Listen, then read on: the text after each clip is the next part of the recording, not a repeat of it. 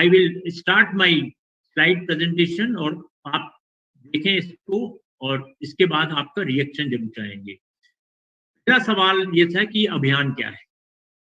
भारत शासन द्वारा 3 जनवरी 2022 से 15 से 18 वर्ष के किशोर किशोरियों को कोविड-19 टीकाकरण करने हेतु दिशा निर्देश दिए गए हैं। भारत देखिए पूरा प्रोग्राम टीकाकरण का भारत शासन के निर्णय और निर्देशों के अनुसार चलता है। वैक्सीन, उपकरण, समस्त जानकारी वही उपलब्ध कराते हैं। हम लोग इम्प्लीमेंटर, स्टेट जो है इम्प्लीमेंटिंग एजेंसी होती है। मध्य प्रदेश द्वारा 3 जनवरी से प्रदेश में 15 से 18 वर्ष के सभी किशोर किशोरियों का टीकाकरण प्रारंभ किया जा रहा है। इस अभियान को मिशन 15-18 नाम हमने दिया है। दूसरा सवाल ये है कि ये अभियान क्यों चलाया जा रहा है। अगला सवाल जो चल रहा था समाज में, ये बताना चाहते हैं कि कोरोना महामारी को रोकने हेतु टीकाकरण का ये सबसे प्रभावी साधन है। हमने देखा 16 जनवरी के बाद जब हमने हेल्थ केयर वर्कर को टीकाकरण किया, फिर फ्रंट लाइन को हमने फरवरी माह में किया, फिर मार्च में हमने जब 60 साल से अधिक बुजुर्गों को किया, तब तक बहुत अच्छा चला प्रोग्राम। इसके बाद अचानक बीमारी जो डेल्टा वायरस था, सेकेंड लहर, एकदम से तेजी से बीमारी बढ़ी और हम यहाँ पे टीका लगा रहे थे और 5 दिन बाद लोगों में बीमारी के सिम्टम आ रहे थे। क्यों? क्योंकि उनको हमने बोला था कि आप अपना स्टेटस जरूर बताइए, उन्होंने छुपा लिया। हम ये पूछते हैं टीका लगाने के पहले, आपको तेज बुखार तो नहीं है, आपको कोई गंभीर रोग तो नहीं है, आप किसी के कांटेक्ट, पॉजिटिव केस के कांटेक्ट में तो नहीं है।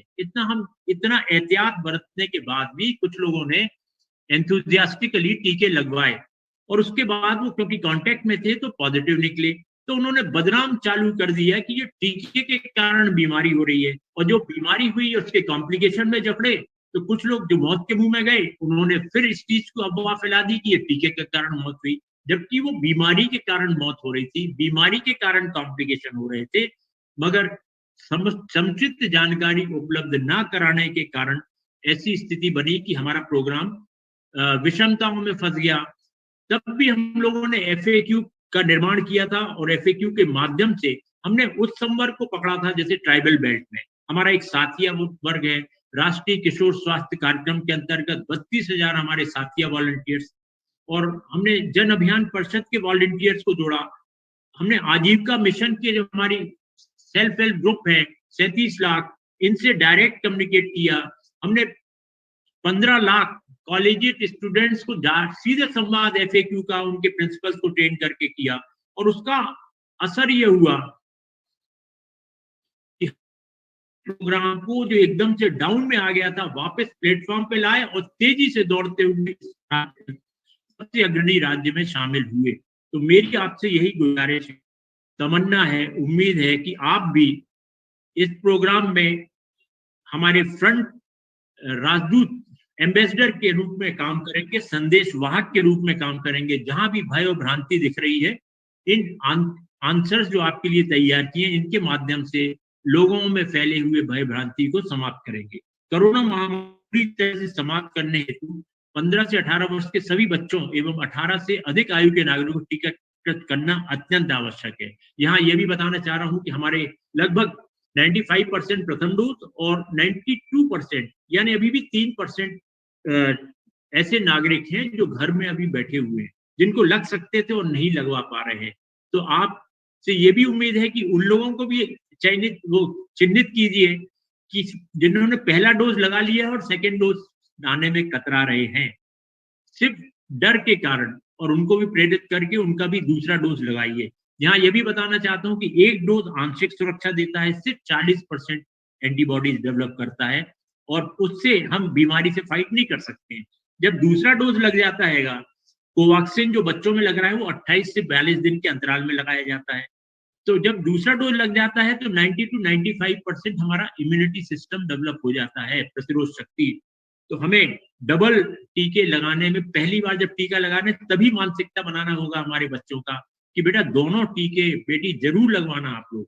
वर्तमान में प्रदेश में 18 वर्ष से ऊपर 95% अधिक पात्र नागरिकों को दोनों टीके लगाए जा चुके हैं।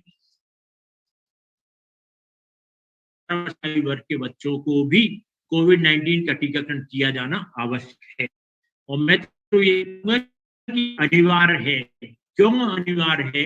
अभी तक हमने अनिवार्य नहीं किया था, मगर इसके लिए हम बोल सकते हैं शब्द, क्योंकि यूएसए और यूके का जो डाटा है बहुत अलार्मिंग आ रहा है। सुनामी उसका नाम दे दिया गया है, बहुत तेजी से। और किस संवर्ग में जा रहा है? यही एडोलेसेंट वर्ग को ज्यादा पीड़ित कर रहा है। तो वो सबसे ज्यादा अभी खतरे में है। और ये लहर जो आएगी, इसको आने में अभी 15-20 दिन 25 दिन लग सकते हैं, एक आध महीने का। तो अभी हमारे पास अपॉर्चुनिटी है कि 3 तारीख से, हमने तो सब जिलों को बोल रखा कि 3 से 5 दिन के अंदर पूरे सबको सुरक्षा पहला डोज दे दीजिए। नेक्स्ट, इस अभियान के पात्र हितग्राही कौन होंगे? जो बच्चे 2007 के पहले जन्मे हैं। 2007 का मतलब जनवरी से लेके दिसंबर तक, पूरे वर्ष भर में उसके उसके या उससे पहले जन्मे हैं, वे सभी टीकाकरण हेतु पात्र होंगे। प्रदेश के आकलन के अनुसार इस आयु वर्ग के 48 लाख बच्चे अनुमानित है संख्या हमारी। और इसमें लगभग 36 लाख तो हमारे वो बच्चे हैं जो पंजीकृत हैं किन्हीं किन्हीं स्कूल में, प्राइवेट, गवर्नमेंट में, ट्राइबल में, केंद्रीय विद्यालय में, नवोदय में, मदरसे में, सभी का हमने आकलन कर लिया है। बट हमारे लिए चैलेंज होगा, और आपसे हमें मदद की गुजारिश है कि 13 लाख जो हमारे वो बच्चे हैं जो अभी स्कूल से छोड़ चुके हैं, ड्रॉप आउट, वो कहीं ना कहीं तो हैं परिवारों में। उनको जरूर हमें प्रेरित करना पड़ेगा, चिन्हित करना पड़ेगा, और उनको रजिस्ट्रेशन हेतु बाध्य करना पड़ेगा। नेक्स्ट, टीकाकरण सत्र कहाँ आयोजित किया जाएगा?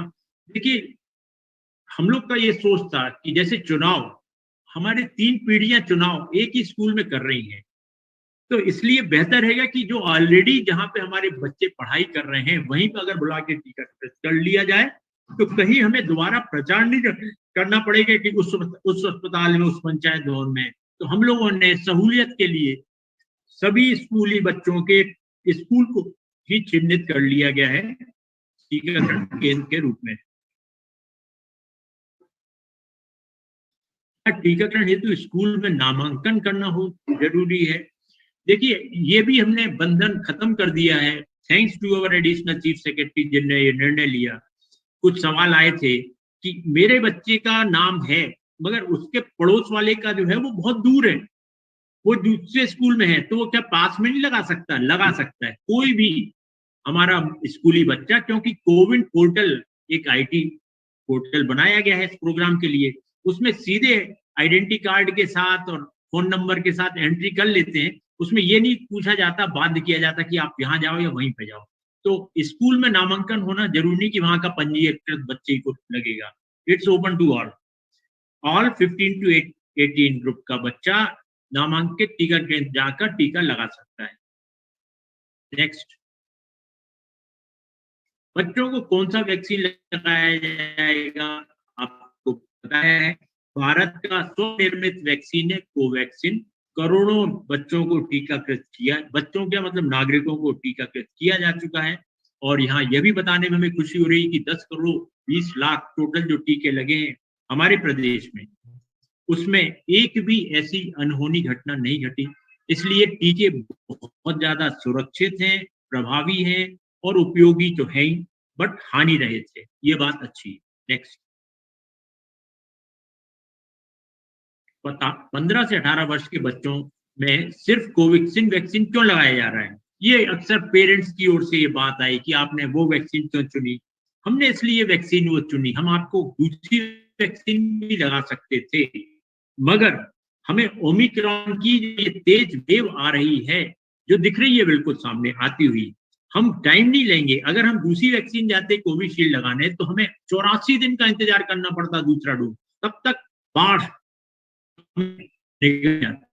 इसलिए 28 दिन के अंतराल वाली जो हमारे पास उपलब्ध वैक्सीन है, जिसकी क्वालिटी भी बिल्कुल इक्वल, कहीं कोई कंप्रोमाइज नहीं है, इसलिए हमने उसको प्रेफर किया है। तो भारत शासन ने भी वही वैक्सीन हमें उपलब्ध कराई है। नेक्स्ट, बच्चों को वैक्सीन के कितने डोज लगाए जाएंगे? आपको बता दिया है, 2 डोज लगाए जाएंगे, 28 से 42 दिन के अंतराल में लगाए जाएंगे। और प्रथम डोज 3 जनवरी को है, तो इसके बाद जो 3 फरवरी हमारा तारीख आएगा, 1 फरवरी, 1, 2, 3, उस जगह पे आपको, और आपको उसी स्थान पे जाके लगाएंगे तो आपके, और आप अपना एक, आपको सर्टिफिकेट भी, सेल्फ जनरेटेड सर्टिफिकेट भी मोबाइल में जनरेट हो जाता है। बट हमें ये देखना है कि दूसरा डोज भी लगवाएं। अधूरा अधूरा टीकाकरण का कोई मतलब नहीं रहता है। नेक्स्ट।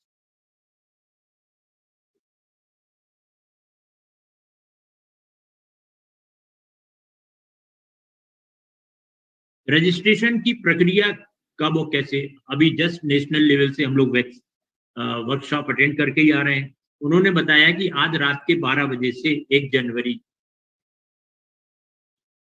को, मिडनाइट 1 जनवरी से ऑनलाइन माध्यम पोर्टल का खोल दिया जाएगा। प्री रजिस्ट्रेशन 1 तारीख को हमारा रजिस्ट्रेशन, प्री रजिस्ट्रेशन का मतलब होता है कि आप 3 तारीख को जब टीका लगाना है तो हम अपनी बुकिंग, स्लॉट बुकिंग कर लेते हैं, और उसके लिए आपको घर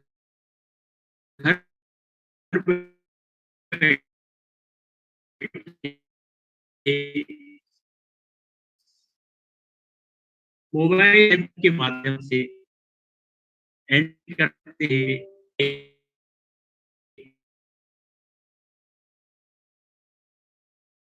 करके आप लोग, हम लोग कर चुके हैं, सभी को प्रैक्टिस है इतने 1 साल में, सब घर घर में।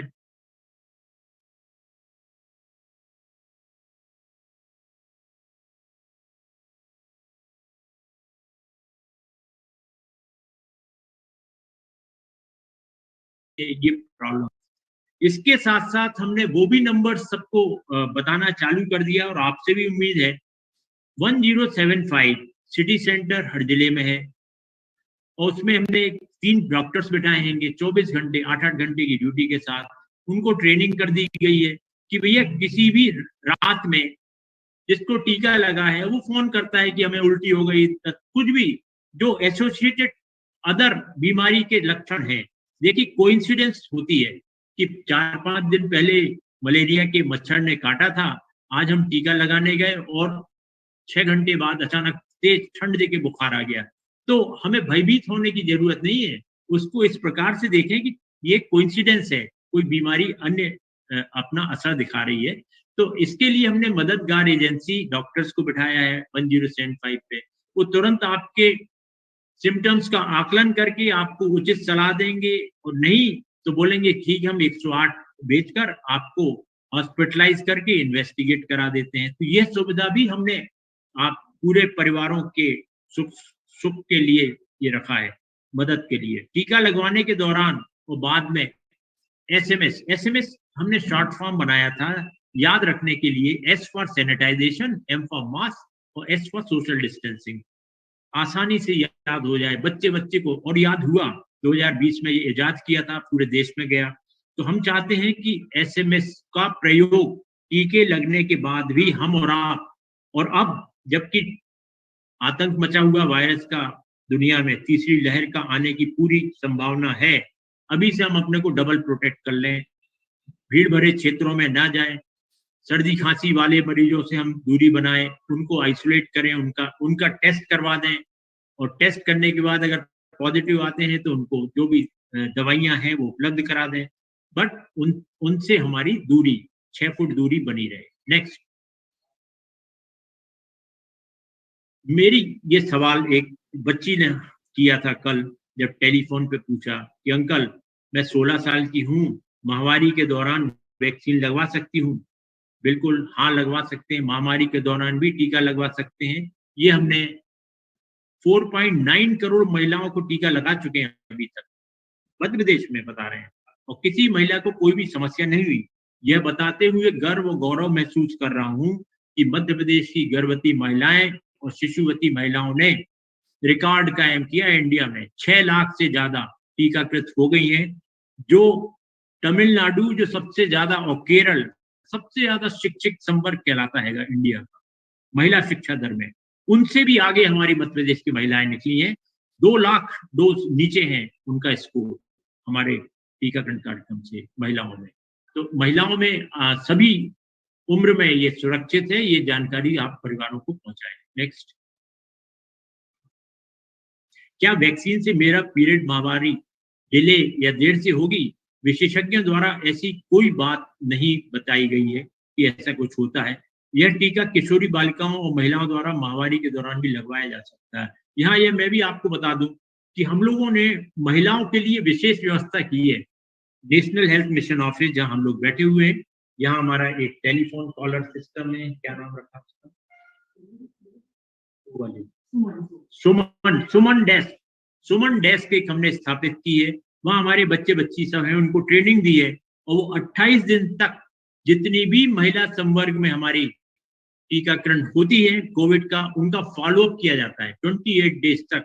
तो कतई घबराने की जरूरत नहीं है, हम लोग ने फॉलो मैकेनिज्म भी किया है।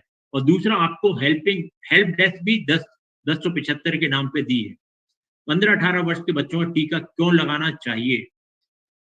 टीका कोरोना से बचाव का सबसे सुरक्षित और प्रभावी तरीका है। इसके डबल डोज से संपूर्ण सुरक्षा प्राप्त होती है और कोरोना की तीसरी लहर में बच्चों को भी जितनी जल्दी सुरक्षित किया जाए, इसकी आवश्यकता को देखते हुए टीका लगाना जरूरी है।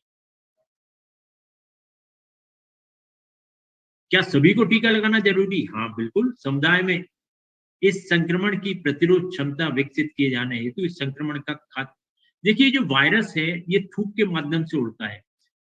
3 चीजें होती हैं किसी भी महामारी को डेवलप करने में। एक होता है होस्ट, होस्ट सिर्फ मानव शरीर है। एक होता है एजेंट, कोविड वायरस, और एक होता है वातावरण। तो अगर वातावरण में हमने हमने मास्क पहन रखा है, सबने मास्क पहन रखा है, और ये वायरस यहाँ हवा में खड़ा हुआ है, अगर 6 घंटे तक इसको कोई भी होस्ट नागरिक का नाक के माध्यम से पहुंच द्वार लंघता नहीं मिलता है, तो स्वयं स्वयं मर जाता है। तो पहली तो हम आज संकल्प लें कि हम अगले 2 महीने में, जहां की पीक लहर बताई जा रही है, हम अपने को मास्क और मास्क से सुरक्षित रहेंगे, और यदि छूटे हुए टीके हैं तो उसको पूर्ण करेंगे। जब समुदाय में सभी को यह टीका लगेगा तब प्रतिरोध क्षमता विकसित। जैसे ही टीकाकरण की दर हमने खुद देखा है, मई में जब बीमारी की दर एकदम से बढ़ गई थी और टीकाकरण की दर घट गई थी, उसके बाद हमने वी शेप रिकवरी करी। वी यानी नीचे उतरने के बाद एकदम से ऊपर आए थे, और उसमें यही एफएक्यू हमारा माध्यम था, जिससे हमने हर समाज में, हर संवर्ग में जाके वर्कशॉप की थी और सबको समझदारी ज्ञान दिया गया था कि भैया आप लोग जोड़िए सबको जो हमारे हमसे बिछुड़ रहे हैं, और टीका वापस हमारे पटरी पे आया था टीकाकरण कार्यक्रम। और पटरी नहीं, वो फिर शताब्दी के रूप में महाअभियानों में चला। एक एक दिन में हमने 30-30 लाख लोगों को टीका लगाया। जिन जिलों में झाबुआ 2000 टीके नहीं लगते थे, वहां पे 30,000 एक दिन में टीके लगे। और ये सिर्फ कमाल हुआ है कम्युनिकेशन से। तो कम्युनिकेशन एक ऐसा अस्त्र है। मैं जब भी बात करता हूं तो ये बात जरूर रखता हूं उदाहरण, कि एक कंकड़ है, पानी से टकराता है तो लहरें पैदा करता है। वो कंकड़ ना बेजान है, बेजुबान है, और हम में, आप में बुद्धि है, विवेक है, वाणी है। हम तो भूचाल ला सकते हैं, समाज को परिवर्तित कर सकते हैं, उनकी मनोदशा, उनकी रूढ़िवादिता, उनकी अंधविश्वास, सबको सबको बदल के रख सकते हैं समाज को। तो आपसे यही उम्मीद है कि ये हमारी जो वर्कशॉप होगी, उसमें जो आपको स्लाइड के माध्यम से या इसके अलावा भी कुछ अनुत्तरित सवालों का उत्तर मिल जाता है, तो सही जानकारी सही प्लेटफॉर्म पे सभी लोगों को आप पहुंचाएंगे। इस तरह से आप समुदाय को कोरोना मुक्त बनाने में हमारे मदद करेंगे। नेक्स्ट।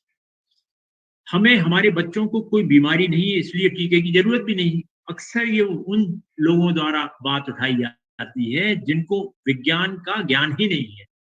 एक ऐसा वायरस जिसने पूरे विश्व को हिला के रख दिया, और उस अदृश्य वायरस है वो, आज तक नहीं दिखाई दिया किसी को, यानी माइक्रोस्कोपिक। तो उसमें इतनी क्षमता है, एटम बम से ज्यादा क्षमता है उसकी, और वो किसी को भी कभी भी कहीं भी संक्रमित कर सकता है। फिर इस प्रकार के सवाल हमारे ही परिवारजन द्वारा उठाए जा रहे हैं, तो ये नासमझी का एक द्योतक है, हमको समझाना पड़ेगा। जैसे शिशु नियमित टीके से जानलेवा रोगों से सुरक्षा मिलती है। आपको मालूम है हमारे प्रदेश में 12 टीके तो ऑलरेडी चल रहे थे। टीटी चल रहा था मदर्स के लिए, बाकी बीसीजी, पेंटा 1, 2, 3, ओपीवी 1, 2, 3, रोटा वायरस, साथ में IPv, PCV, MR, measles, rubella, ये 12 प्रकार के ऑलरेडी टीके चल रहे थे। ये 13वां वैक्सीन हमें उपलब्ध हुआ है। तो इसको भी हमें उसी प्रकार से ग्रहण करना होगा जैसे हमारे सभी माता पिता अपने बच्चों को और गर्भवती महिलाओं को लाके आंगनवाड़ी में टीकाकृत कराते हैं। इसी प्रकार हमें स्कूल तक अपने किशोर और किशोरियों को जरूर साथ में ले जाएं। यहाँ ये चीज हम फिर बताना चाह रहे हैं कि भारत शासन से आज ही हम लोगों ने फिर पूछा कि किसी कंसेंट की जरूरत है, किसी परिवार की नहीं है कंसेंट की, कोई कंसेंट की जरूरत नहीं है। समझदारी किस में है ये बताने की जरूरत है, और एडवोकेसी करना है और सेंसिटाइजेशन करना है और सही जानकारी देकर उन्हें प्रेरित करना है, प्रोत्साहित करना है और टीकाकृत करना है। बीमारी होकर फिर उसका उपचार करवाने में आप ये समय बताना पड़ेगा कि बीमारी हो गई तो उसका उपचार, उपचार भी ऐसा कोई स्पेसिफिक ड्रग है नहीं। कॉम्प्लिकेशन अगर हो गए तो वेंटिलेटर तक सीधे पहुंचता हैगा इंसान, और वेंटिलेटर में भी भरोसा नहीं है कि वापस लौट के आ रहे कि नहीं।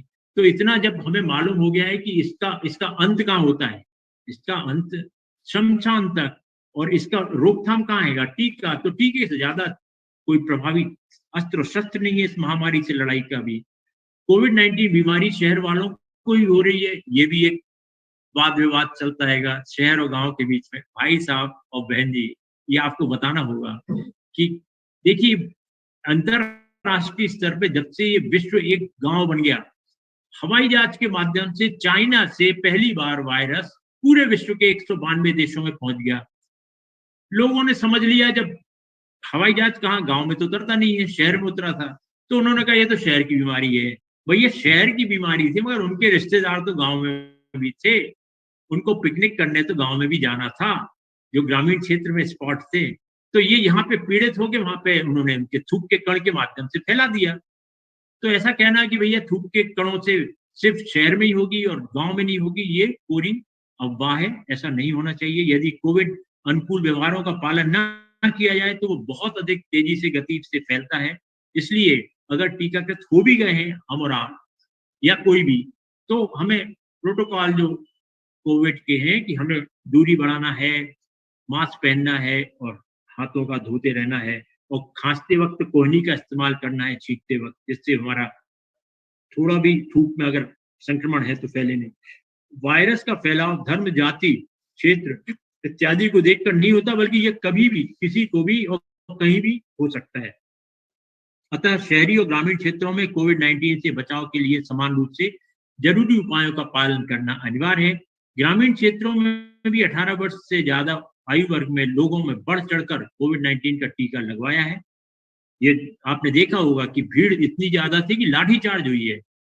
वो ग्रामीण क्षेत्र की फोटो आ रहे थे। तो क्यों आ रहे थे? क्योंकि उनको भी समझ में आ गई थी कि हमारे बचाव सिर्फ टीकों में है। प्रदेश में अब तक कोविड-19 के 10 करोड़ से ज्यादा टीके लगाए जा चुके हैं। नेक्स्ट। टीका लगवाने के बाद भी लोग संक्रमित हो रहे हैं, तो फिर टीका लगवाने का क्या फायदा? एक ये बहस छिड़ती है। देखिए, जब महामारी के रूप में कोई बीमारी फैली है, एक छोटा सा दिया क्या आंधी के से लड़ सकता है? नहीं लड़ सकता है। इसी प्रकार से ये है कि हमने टीका तो लगा दिया, मगर अभी समाज में अटीकाकृत आंशिक टीका कितने लोग हैं? तो बीमारी की संक्रमण दर तो बहुत ज्यादा है। तो टीके लगने के बाद भी संक्रमण तो हो सकता है, मगर संक्रमण जिनको हुआ है उसकी बहुत अच्छी वैज्ञानिक जो हमारी रिसर्च चल रही है, उसमें रिपोर्ट आई है कि 98% मृत्यु दर में गिरावट आई, 95% हमारे कॉम्प्लिकेशंस में कमी आई और 93% हॉस्पिटलाइजेशन में कमी आई। तो एक इतनी अच्छी रिसर्च हमारे सामने आ गई है, तो ये विवाद का, बहस का मुद्दा ही नहीं होना चाहिए कि लगने बाद संक्रमित हो रहे तो मैं क्यों लगवाऊं। इसके लिए बहुत अच्छा उदाहरण इन्होंने दिया है वैभव ने। हेलमेट लगाने से दुर्घटना को तो नहीं रोका जा सकता है, हेलमेट लगाना है, दुर्घटना को हेलमेट लगा लिया, दुर्घटना के पश्चात होने वाली गंभीरता से हेड इंजरी के बाद जो ब्लड का क्लॉट होना था उसको तो बचा लेता है ये हेलमेट। यही आपके लिए सुखद स्थिति है और हमें यही लोगों को समझाना है। हेलमेट जैसे उदाहरण के साथ वैक्सीन बच्चों के लिए खतरनाक तो नहीं है। देखिए, ये जो है बच्चों को, और बच्चों क्या बुजुर्गों को भी, मेरा वैक्सीन का प्रोडक्ट या कोई भी प्रोडक्ट मार्केट में तब खरा उतरता है और तब एक्सेप्टेंस ज्यादा होती है जब हम उसकी मार्केटिंग करें, मार्केटिंग के लिए उसके फायदे गिनाएं। तो हम लोग कहीं ना कहीं चूक गए हैं। हमारी फ्रंटलाइन वर्कर्स, एएनएम, आंगनवाड़ी, आशा यदि इससे जुड़ी हुई हैं, तो आपसे पुनः अनुरोध है कि आप फ्रंटलाइन वर्कर हैं, आपने गजब का जोरदार जबरदस्त प्रोग्राम चलाया है। कोविड वैक्सीनेशन 18 साल से अधिक समूह में, आपका नमन है, आपको धन्यवाद है और बधाइयां हैं। आपने तपती धूप, ठिठुरती ठंड और मूसलाधार बारिश में भी कभी अपने घर में अपने को नहीं रोका कि नहीं हम ड्यूटी पे क्यों जाएं, आप गई। अब वक्त आ गया है हमारे ही घर के उन नन्हे मुन्नों के लिए 15 से 18 साल, और उनको आप ताकीद करें, समझाएं। देखिए, हमारा जो स्कूल का जो बच्चा है, छोटा छोटा बच्चा, वो वो अनसंग हीरोज रहे। पोलियो उन्मूलन इस देश में कभी नहीं हो सकता था। मैं 10 साल लगातार 8 राज्यों में जाके एसएमओ डब्ल्यूएचओ के रूप में काम करके आया हूं। मैंने अपनी सगी आंखों से देखा है कि दो बूंद जिंदगी को जो पॉपुलराइज किया है, माम पापा मम्मी भूल ना जाना, अपने बच्चों का टीकाकरण कराना, ये कानों में गूंज के सोते हुए लोगों को जगाया उन्होंने। तो बच्चों को हम लोग प्लेटफॉर्म को यूज करते हुए उनके माध्यम से अपन संदेश हर घर तक पहुंचाएं। दुनिया में लाखों बच्चों को कोविड-19 के टीके पूर्व में सफलतापूर्वक लगाए जा चुके हैं। हाँ, ये बताना चाहते हैं कि विश्व में अक्सर ये होता है कि ये हमारे यहाँ पहली बार लग रहा है कोविड टीका बच्चों में। यस, पहली बार लग रहा है। तो कहीं पहले लगा? विश्व के अनेक राष्ट्रों में बच्चों का टीकाकरण पहले से ही जारी है, और हमारे यहाँ तो अभी 15 साल, वहां तो 2 साल तक में जारी हो गया है, 2 साल तक की उम्र में, और सफलतापूर्वक हो रहा है।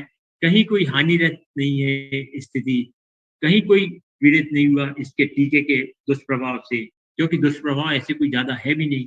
तो ये समस्या सामने नहीं आना चाहिए कि बच्चे के माँ बाप डरे या बच्चे डरे टीकों से। इस वक्त हमें बीमारी से डरना है, टीकों से नहीं। यह संदेश क्लियर घर घर तक जाना चाहिए।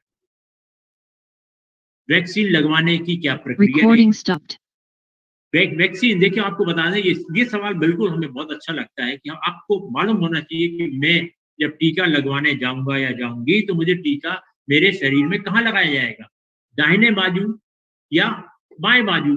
कोई भी एक बाजू में, जहां आप बोलोगे वहां पे हम टीका लगा देंगे। टीका क्या साफ एसेप्टिक रहेगा? यस।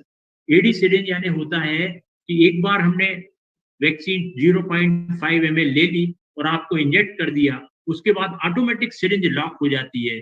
ये बोला गया है कि हाथी की पूंछ से बांध के भी खींचा जाए तो वो नहीं खींचेगी। इसका मतलब कि वो डिस्पोजेबल सिरिंज है। एक उम्मीदवार को एक ही सुई और एक ही सिरिंज का इस्तेमाल होगा, इसलिए आप बिल्कुल ना डरें। और वो जो बारीक है, उसकी जो टिप है नीडल की, इतनी बारीक है कि वो दर्द रहे टीका पता ही नहीं चलता कि कब स्किन के आर पार हो गई। मांसपेशी में टीका लगाया जाता है। नेक्स्ट, बच्चों को साइड इफेक्ट तो नहीं होंगे क्योंकि एग्जाम टाइम आने वाला है। ये अभी कल ही एक सवाल उठा था और किसी केंद्रीय विद्यालय इस टाइप से स्कूल में से आया था कि कोई भी साइड इफेक्ट गंभीर नहीं होते हैं, ये बताना पड़ेगा। और कुछ लोगों की सामान्य प्रतिक्रियाएं जैसे सूजन, ललामी, खुजली, हल्का दर्द, बुखार जो होगा तो 24 से 48 घंटे में बिल्कुल ठीक हो जाता है। नेक्स्ट, भविष्य में हमारे बच्चों को कोई परेशानी तो नहीं आएगी? भविष्य यानी आने वाले समय में टीके लगने के बाद बिल्कुल भविष्य में कोई परेशानी नहीं होगी। अब तो बीमारी से होने वाली परेशानियों से बचाव का वरदान है ये टीका। नेक्स्ट, अगर स्कूल वाले बोलेंगे तो हमें जरूर ही लगवाना पड़ेगा। यहाँ यह बताते हुए हमें खुशी हो रही है, हमारे पास डॉक्यूमेंटेशन है।